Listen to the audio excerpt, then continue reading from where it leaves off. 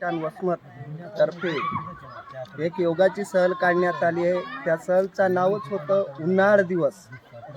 मी पण एक चित्रपट पाहिलेला होता अशोक सराफचा।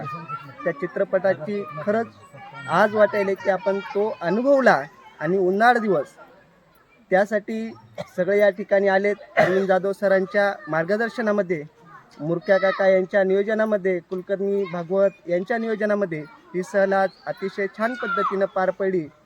आणि खरंच हा दिवस सगळ्यांसाठी आनंदाचा आणि वैशिष्ट्यपूर्ण म्हणजे सर्वांनी याच्यामध्ये वयाचं अंतर पाहिलं नाही।